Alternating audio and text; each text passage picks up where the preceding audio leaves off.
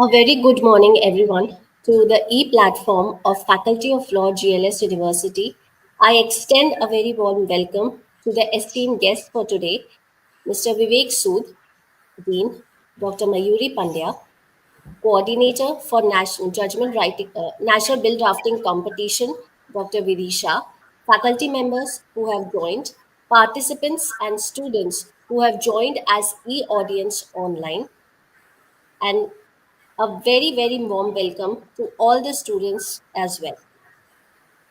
The famous words of Socrates echo so much into the world. When we speak of justice in lawmaking, we think of the power to govern, legislate, and create rules that shape society. Drafting a bill is not merely about writing laws, it is an art, a process that requires precision, foresight, and an unwavering commitment to equity and justice. Today, we are gathered for a special event, the virtual bill drafting competition 24-25. Sir, this competition is designed to ignite the minds of law students and provide them with a platform to showcase their drafting skills, innovative ideas, and legal acumen. This competition was designed as a part of year-long celebration of the ideals and values of Indian Constitution and celebrating the wonderful 75 years that the Constitution has given to Indian society. To commence this event, I have the honor of inviting the dynamic force behind the Faculty of Law, GLS University, our guiding light and powerhouse, Dr. Mayuri Pandya, Dean, for her welcome address. Ma'am, over to you. Thank you, Neha. या देवी सर्वभूतेषु शक्तिरूपेण संस्थिता.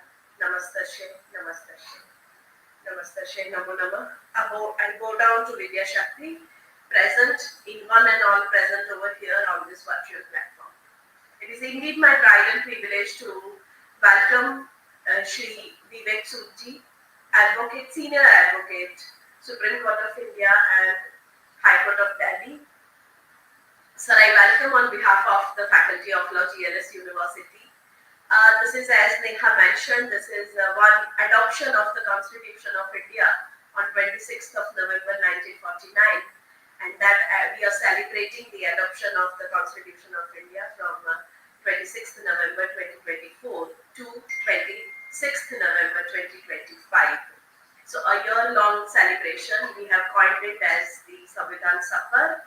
And Samvidhan Safar, this is the third event. Every month we are going to celebrate, and this is in line, the third event. The first event we thought of with the top 40 fundamental duties. The second event was relating to the voice for the rights.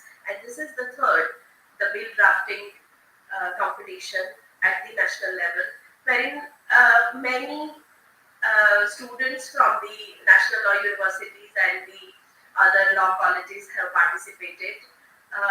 We got many participation across the country, and we are very happy and to welcome you because this is for all the participants and especially the students. That Sood sir is one of the very renowned advocate, but the most important part for him is that he's a prolific writer. There are 8 books to his credit and many research articles he has written. One of the very important aspect of Advocate Sood sir is that he was the part of many. His standing as an advocate is of 30 years. He's very well known for his legal acumen, but specifically 2 cases which I would like to mention about him. One was the Jessica Lal murder case, and the second one is the Telgi scam. So, without wasting much of the time, on behalf of everyone at the Faculty of Law and the GLS University, sir, I welcome you. Today is a very special day in the journey of GLS University because today only we received that we had the inspection of the NAC, everyone is aware that the NAC accreditation is very important for any of the university. And today morning only we got A plus NAC accreditation result. So we all are very happy, and I think on very special day you are our guest on this platform, virtual platform. Once again, I welcome all of you, especially sir and all the participants across the country and all my students and all the faculty members, everyone who have joined today on this virtual platform. Very special day for us.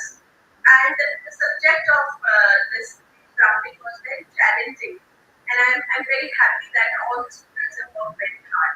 Whosoever get the first, second, and the third position, the next participant is winner for us.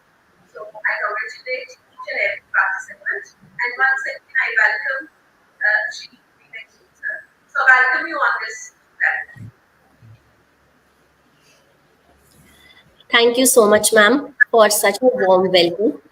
Now, I take great pleasure in inviting Dr. Vidhi Shah, Assistant Professor at Faculty of Law, GLS University, and Coordinator for Virtual Bill Drafting Competition 24-25, to formally introduce our distinguished guest for today, Mr. Vivek Sood, Senior Counsel, Supreme Court of India.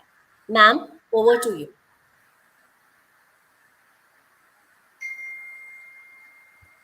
A very good morning, sir.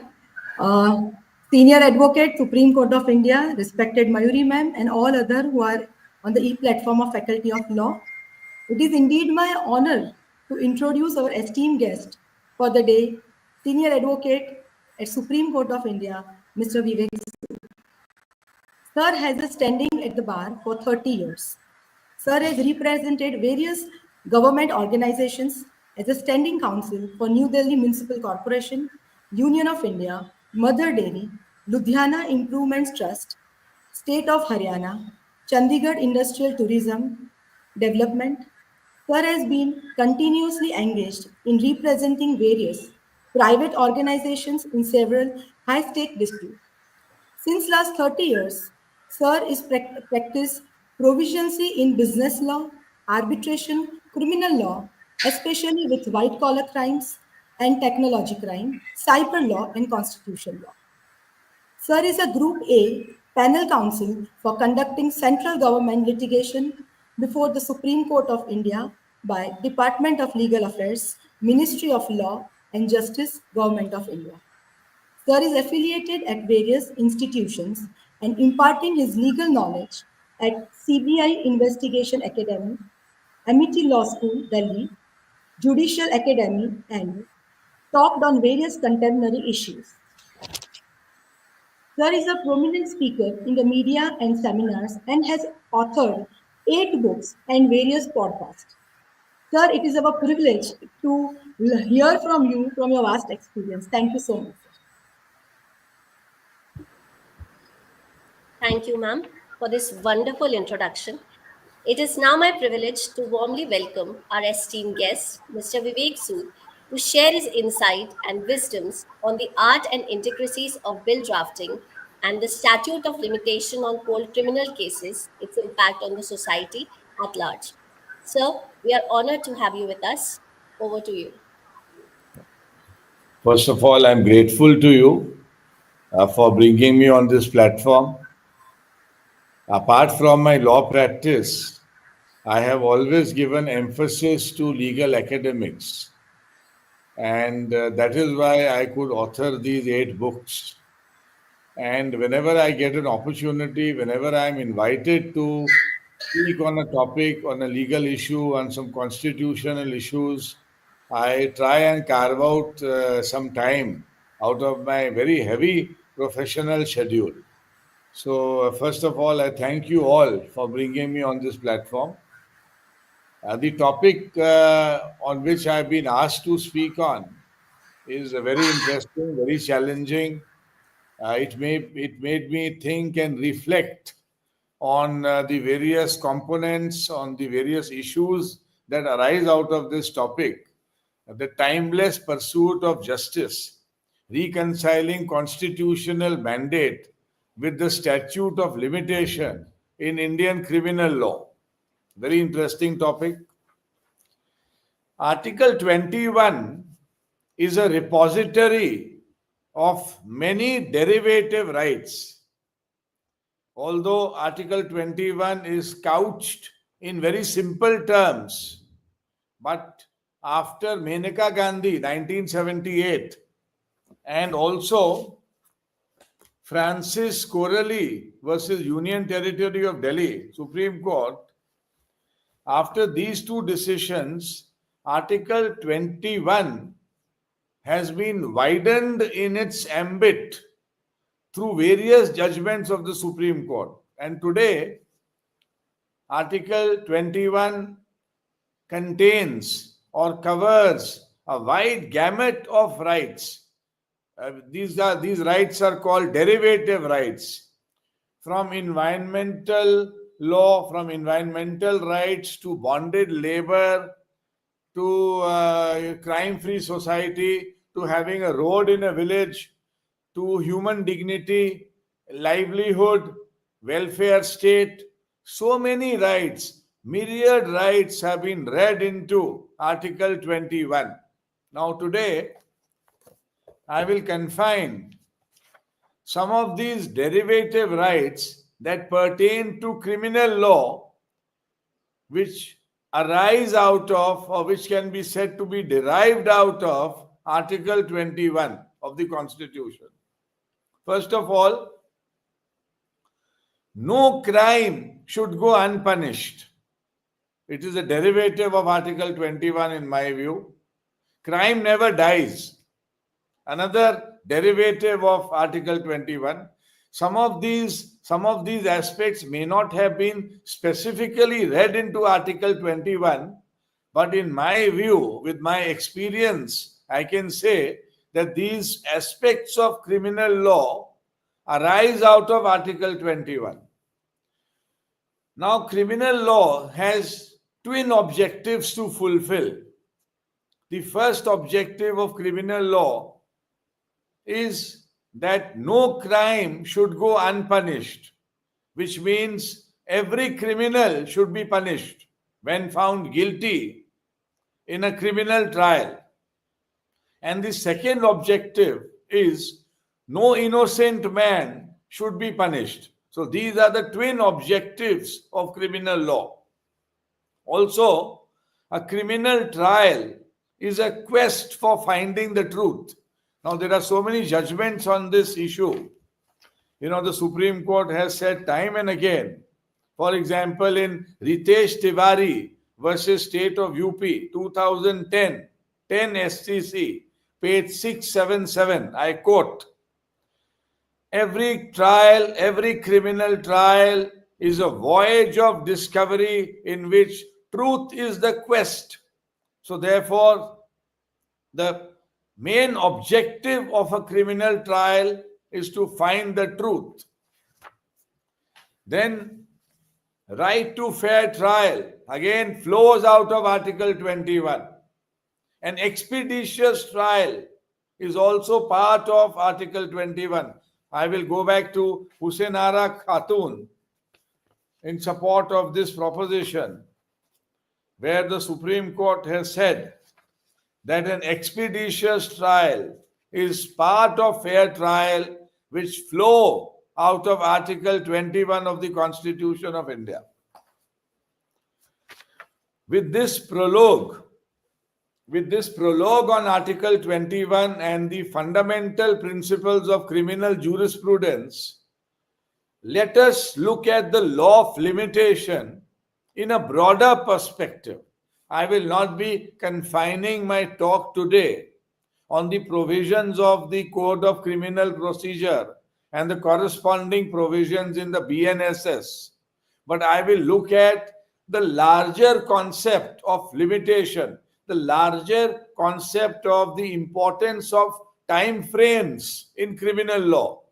Let us look at the larger picture, the larger canvas, and not confine ourselves to the technicalities of the law of limitation. I will be dividing my talk into two categories. I will classify my talk today in two categories. Category A, how does the law of limitation,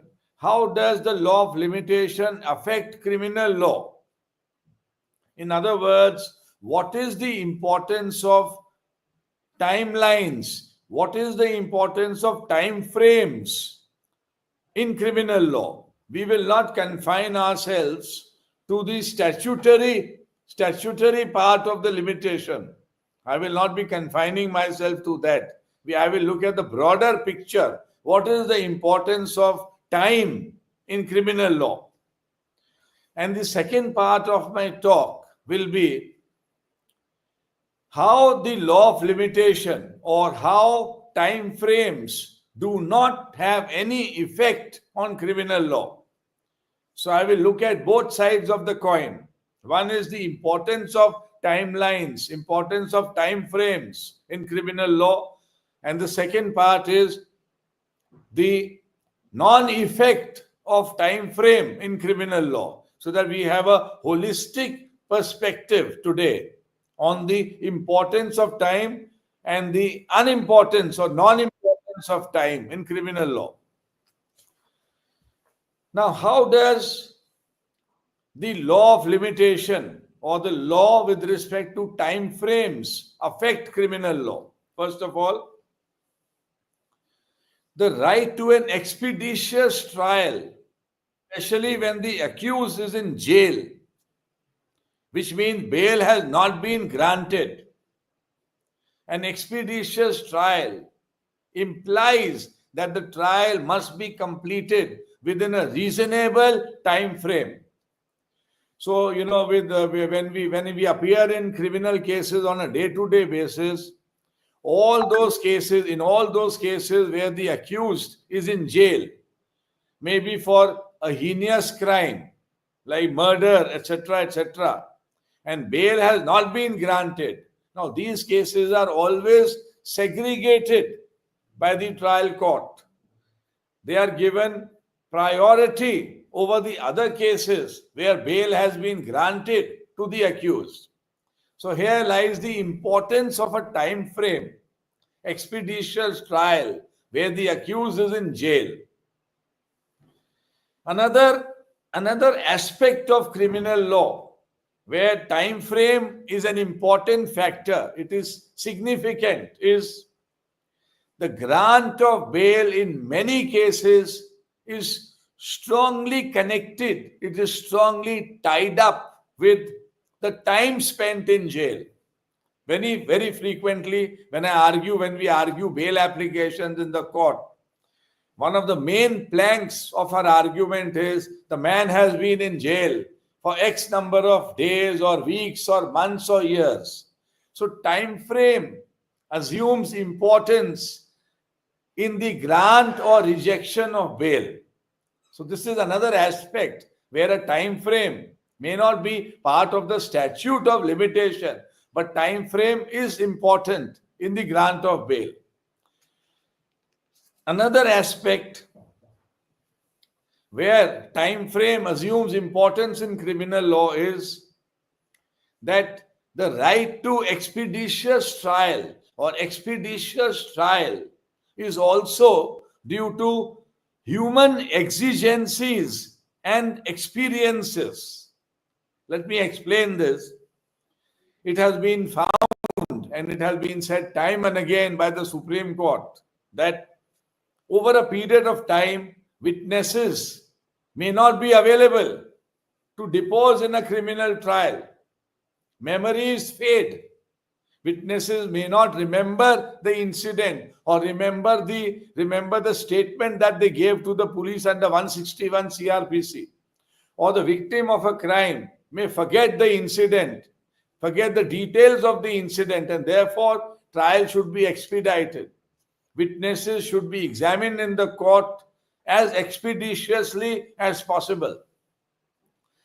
So therefore, again, time frame enters the fray of criminal law. Another aspect of criminal law where time frame assumes importance is that the evidence may evaporate over a period of time. In other words, it may get adulterated if it is not brought as a piece of evidence in the court of law expeditiously. For example, there are many cases where I have appeared as a defense counsel in a criminal trial or a criminal appeal. And we have taken this plea that the CD, the compact disc in which important evidence of the prosecution was captured, maybe in a corruption case, in a bribe giving or bribe taking case, the CD where the calls were intercepted and they were recorded. By the time the matter reaches the court for evidence, years have gone by. And when the CDs are brought to the court, they are non-functional. They don't function. And it becomes a very open and shut case in favor of the accused. Whereas it should become an open and shut case for the prosecution if the CDs were functional. So time frame in criminal law assumes importance at every stage. And I will tell you about more stages where the time frame will be important. Another instance, sending scientific evidence like blood samples or the drugs in question that have been seized in an NDPS case, or the sending of a blood sample in a murder case, sending these scientific pieces of evidence for testing. Suppose there is delay. Now these samples may get putrefied, they may get adulterated, they may get stale. These valuable pieces of scientific evidence may actually become redundant, may become useless and meaningless, meaning thereby the trial or the case of the prosecution will fall for lack of evidence.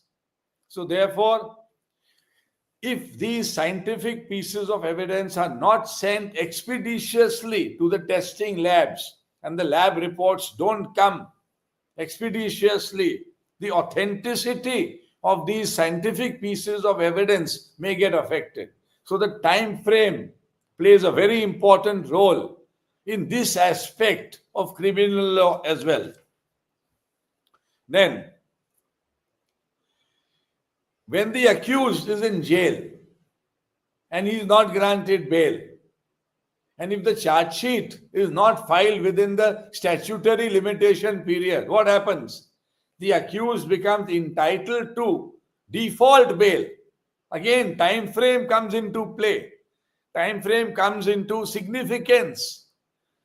Because, if the charge sheet is not filed within time, it may be the most heinous of all offenses. But default, the accused is entitled in law to the grant of default bail, howsoever gruesome the crime may be. So time frame enters into fray, even at this stage of criminal investigation. Now, producing the accused within 24 hours before the magistrate, again a time frame is there. It's a constitutional right that an accused must be produced before the nearest magistrate within 24 hours. It's an absolute.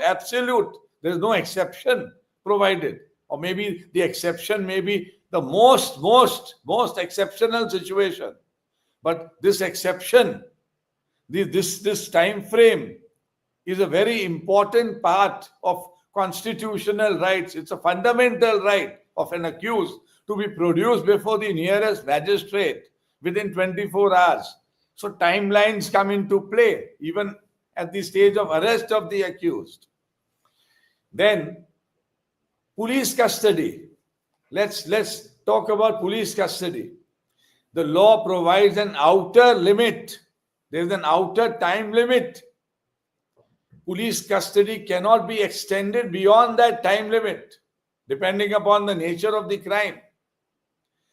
And the magistrate, the courts normally grant police custody of the accused to the police, to the investigating agency, in very short time frames. So time frame again becomes important in criminal law. in terms of police custody, grant of police custody, or refusal to grant police custody. Another aspect is when the accused is sent to judicial custody. The law provides that every 14 days he is produced before the court of law. Again, a time frame comes into play. Now, these are strict time frames. Strict timelines have been provided in criminal law. Therefore, now the whole thing is that time frame in criminal law is not restricted to these provisions, to the statutory provisions provided in sections 468, etc., 468 to 473 CRPC, and the corresponding provisions in the BNSS. Now, the law also provides that a criminal trial should be conducted on a day-to-day basis, although it doesn't happen realistically because, the criminal rosters are very heavy and we don't have so many courts that a criminal trial can be conducted on a day-to-day basis. But the law provides for that. The law provides for a day-to-day criminal trial. So time frame, again, I come back to the importance of time frame in criminal law. Then, delay in recovery of a case property, delay in recording statements of witnesses, delay in visiting the crime scene, and then the custody of seizure. Some items have been seized by the IO, the investigating officer, and he keeps them in his custody. He does not deposit them immediately in the Malkhana, in the police station. Again, it affects the authenticity of the collection of investigation. It affects the authenticity of the investigation of a crime. Again, time frame. Time frame comes into play at every stage of the investigation and criminal trial. It should not be confined only to those provisions 468 to 473 of CRPC and the corresponding provisions in the BNSS of 2024. The time lag between arguments, the final arguments and the judgment to be pronounced by the court. Again, the Supreme Court has said time and again that the time lag should not be very large between the final arguments and the delivery of the judgment. In many high courts, in many of the high court rules, this time frame is provided. It is prescribed that within a given time, the judgment should be pronounced or the order should be pronounced in the court upon arguments having been addressed on a particular issue.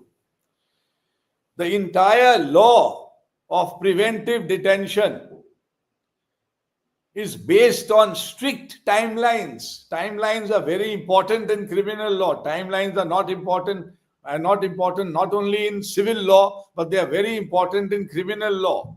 It is generally misunderstood that in criminal law, timelines are not important and we have only some very few technical, innocuous looking provisions in CRPC and BNSS on the limitation period.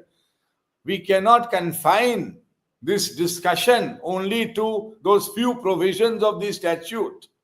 It's a much broader perspective that we must take about the importance of timelines.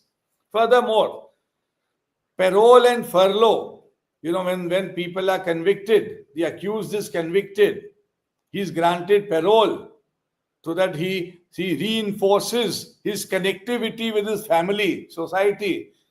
Parole and furlough are temporary releases of prisoners from jail in view of certain exigencies and because of long incarceration in prison. Long incarceration may lead to depression, may lead to isolation, may lead to mental insanity. So you have these provisions of grant of parole, that where if there is a marriage in the family, if there is some exigency, some death in the family, if somebody is unwell, so parole is granted as a temporary reprieve to a prisoner. It's like a remission. And in long incarcerations, where in lifers, furlough is granted so that there is a connect between the convict and the society, connect between the convict and his family. Again, these timelines come into play.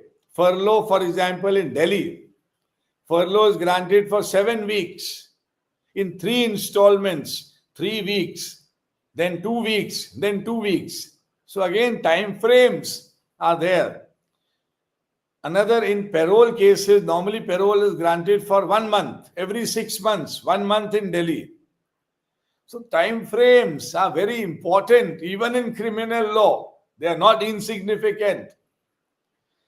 Then I come down to the sentence review guidelines, another area of jurisprudence, criminal law, where time frames play an important role. We all know that life imprisonment in law is till the end of the convict's life, the end of the prisoner's life. But then you have the sentence review guidelines, which have been framed in different states. For example, in Delhi, you have the Delhi prison rules. Earlier on, you had the sentence review board guidelines, where in the cases of lifers, in the cases of certain categories of lifers, the matter for premature release from jail would be sent to the sentence review board after 14 years in prison. In some cases, it would be on 20 years in prison. And the guidelines would say that in most cases, unless the cases are of exceptional category, the convict should not be kept in jail. Lifers should not be kept in jail for more than 25 years. Then you have the concept of modified sentences, where again time frame comes into play.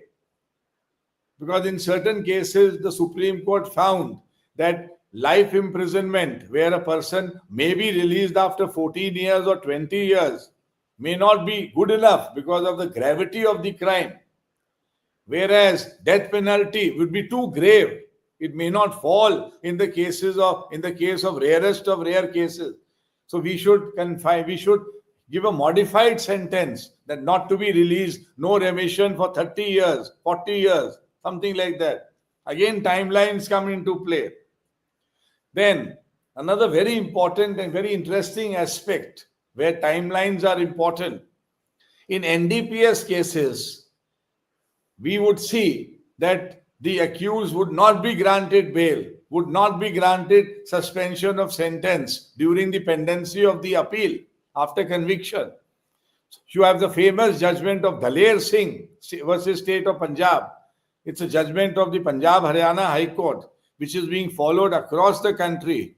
Even the Supreme Court has relied upon Daler Singh, where they say that where the convict has undergone a certain quantum of sentence in NDPS cases, where the quantity involved is commercial quantity, they have formulated the grant of suspension of sentence and bail within a time frame, that if you have been in jail for X number of months, X number of years, pre-conviction and post-conviction, you shall be entitled to suspension of sentence and bail.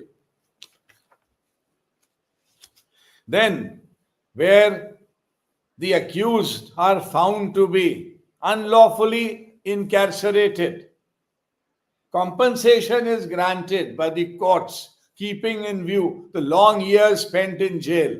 So time frames again come into play. They are of utmost significance even in criminal law. Now, these are some of the areas. Now, as students of law, I will request you all, whenever you have the time, you can actually do a big research. You can go into so many areas of law where timelines are of importance. We should not confine our horizon, our mindset only to the statutory law of limitation or those few provisions of the CRPC or BNSS, You can go far beyond to appreciate and analyze the importance of timelines in criminal law. Now, the second part, where the law of limitation, where timelines have no role, they have no impact, they have no role to play in criminal law. I will give some instances so that we have both sides of the coin, the importance of time frame and the zero importance of time frame in criminal law. Very interesting. Now, I go back to the first principle. I started by saying no crime should go unpunished. Now, what does it mean? It means that the law of limitation has no role to play, because the fundamental principle of criminal jurisprudence is no crime should go unpunished. We are not talking of the minor offenses which have been stipulated in the CRPC and the BNSS, where the punishment is up to 1 year imprisonment. 1 year is the limitation period. Where the punishment is up to 3 years, 3 years is the limitation period. Barring those cases, I will call them minor offenses. Let's not talk about the minor offenses, but from a broader perspective, in terms of serious offenses, let's call serious offenses as those offenses where the punishment is more than 3 years. There, the law says the fundamental principle of criminal jurisprudence is no crime should ever go unpunished, which means that after years and years, after decades and decades, if evidence is found, the man can be prosecuted, So therefore, investigation is an endless process. It has no timelines. We are not talking of the default bail. We are not talking of those cases where the accused is in custody. Where the accused is in custody, there is a limitation that the investigation must be completed within a certain time frame. There also, the accused may get default bail because investigation is not completed, charge sheet is not filed within a given time frame provided in the law. But investigation can still continue even after the filing of the charge sheet in the court. The Supreme Court has time and again held that investigation can go on. Investigation can go on and go on, because the fundamental principle is no crime should go unpunished. So here timelines have no role to play. Investigation is an endless process. So you will read about these kinds of cases very frequently in the media, newspapers, that after decades, also the man was arrested for a murder he committed 25 years back or 30 years back. Timelines have no role to play. Investigation is open-ended. It's an endless process. Any time frame. There's nothing called expeditious investigation in such cases. There's no time frame for the trial to end, even though the Supreme Court has time and again said that expeditious trial is part of Article 21. But that is not applied practically in every case. I have seen trials, murder trials, where the accused was denied bail, not granted bail. He languished in jail for up to 8 years, 10 years, 12 years also.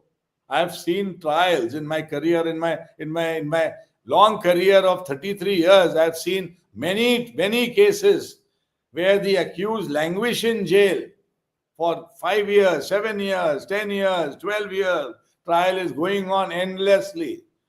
So on the other side of the coin is in heinous offenses, crime should not go unpunished. So there is no time frame within which a criminal trial in heinous offenses must conclude, even though the Supreme Court says time and again that expeditious trial flows out of Article 21.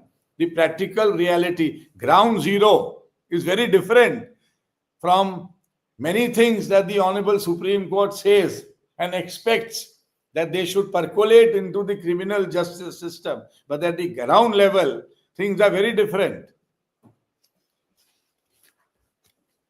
Now, very interestingly, in mature democracies where the rule of law is followed in letter and spirit, in most cases, where rule of law is firmly embedded in their legal system, these mature Western democracies, you will find a lot of cases, lot of interesting stories in the media and in law books also, where innocence of an accused was established through due process, even after decades of the crime having taken place, even after finality was achieved.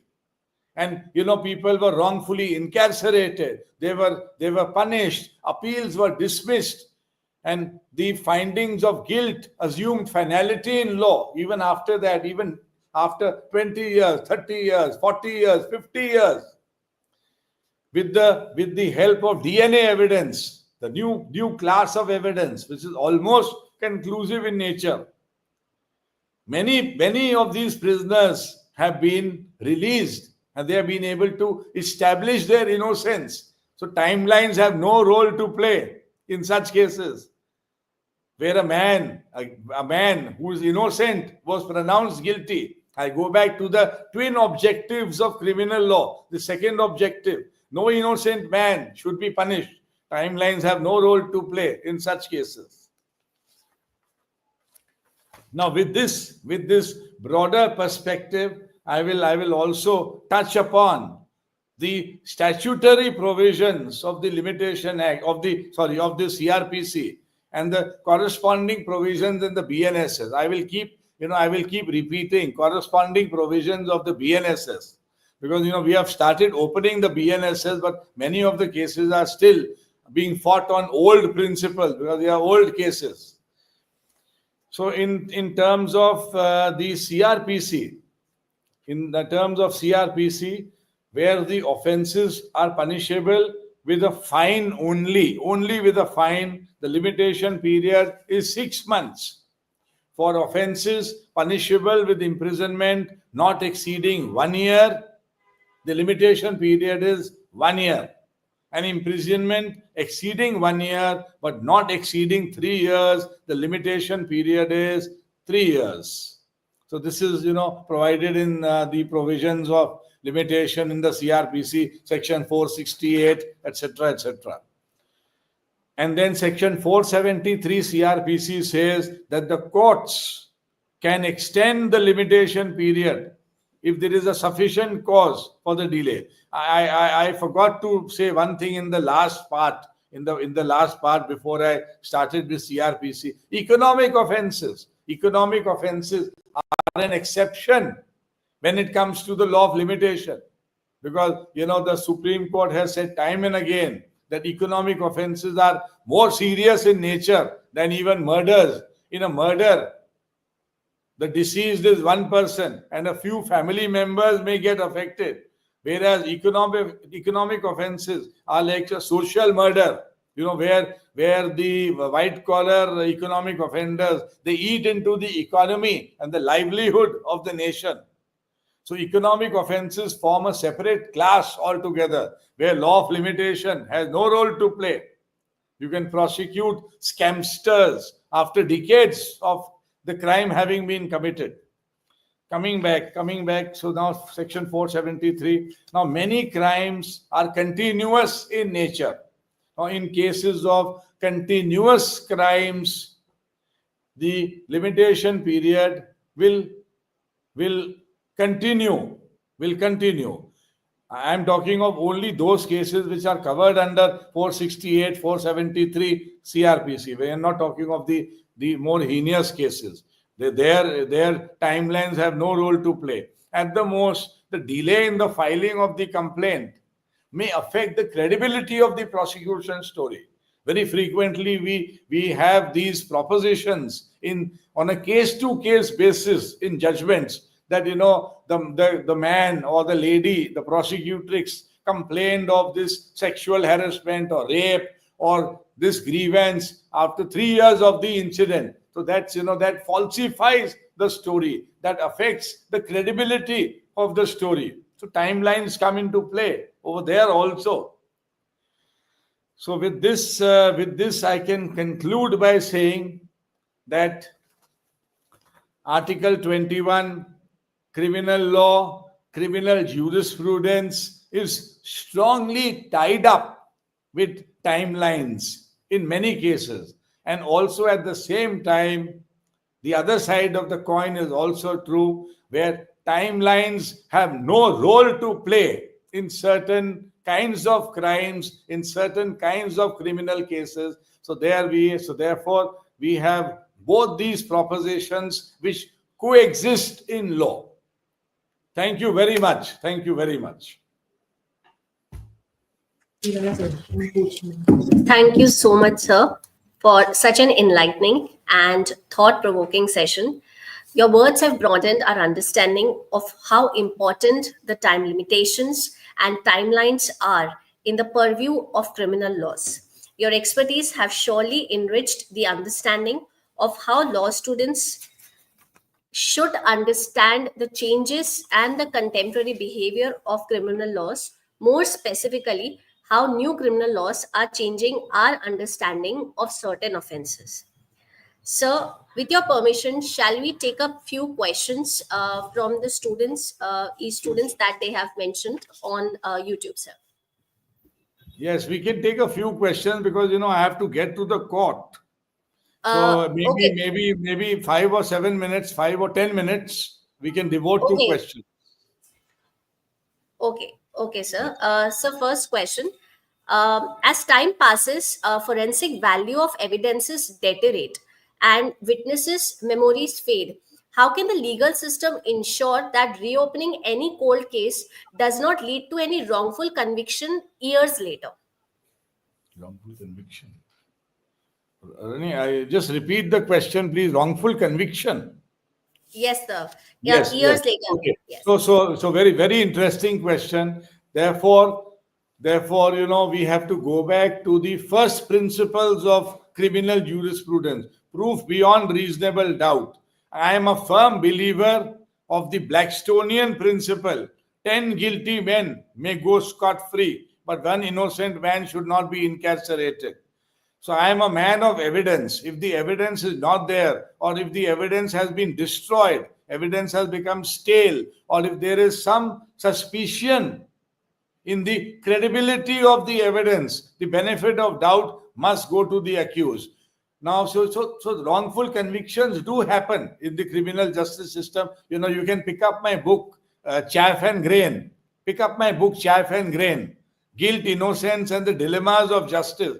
It's by Bloomsbury, where I've categorized, where I've spoken, I've written about how false convictions happen in our criminal justice system, right up to the Supreme Court. They happen.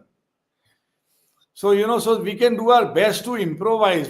I think, in my view, there should be greater reliance on scientific techniques of evidence, scientific evidence. And therefore the labs, where the testing happens, all these labs have to be well equipped with the best technology, and they should be beyond any doubt, beyond any corruption and all that, so that we don't have wrongful convictions, or I can say the wrongful convictions are minimized, and where people are found to be innocent, they go scot-free. So just one last question from a student. Given that statute of limitation exists to promote legal certainty, how do you reconcile this principle with moral obligation to get justice for the victim, even if it takes time? Yes, so the statute of limitation, definitely, the purpose of the statute of limitation is that stale claims do not reach the court. Yes, doctrine of limitation. The doctrine of limitation serves to ensure that cases are prosecuted within a legally permissible period, fostering legal certainty and preventing undue harassment of the accused. But having said this, see, criminal law, at least insofar other than the minor offenses, criminal law, I would say, to some extent, is an exception to the statute of limitation, at least with respect to heinous offenses. because in say crime against women, domestic violence happens for years together. It may happen for decades together. So their timelines should not come into play. They do not come into play. Or cases of rape or the Me Too cases, sexual harassment at workplace, etc., etc. So in my view, I go back to the twin objectives of criminal law. No crime should go unpunished and no innocent should be punished. So depending upon the situation, we will apply the law of limitation and time frames given the situation. You can't pigeonhole or fossilize these principles as something that is absolute and applicable to every case under the sun. No, we can't do that. Thank you so much, sir. Sir, may I kindly request you to announce the winners for the competition, starting from second runner first and then the winner, sir.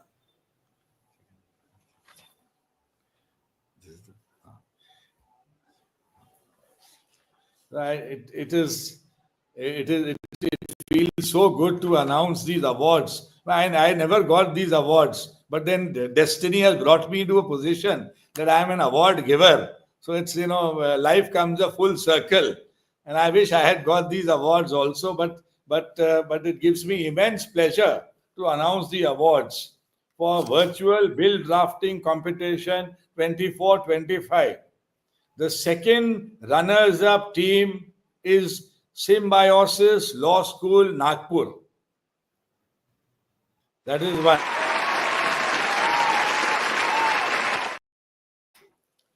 The first runners up team, Dharmshastra National Law University, Jabalpur.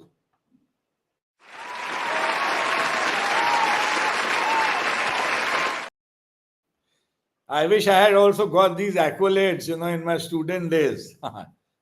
The winning team, Jo Jeeta Wahi Sikandar. The winning team is University Institute of Legal Studies, Punjab University, Chandigarh. My good old Punjab, because I belong.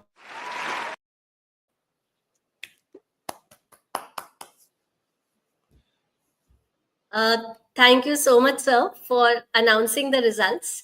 As we end this incredible event, I invite Ms. Megha Garg, Assistant Professor, Faculty of Law, GLS University, and co-coordinator for Bill Drafting Competition 24-25 for a formal vote of thanks. Over to you, ma'am.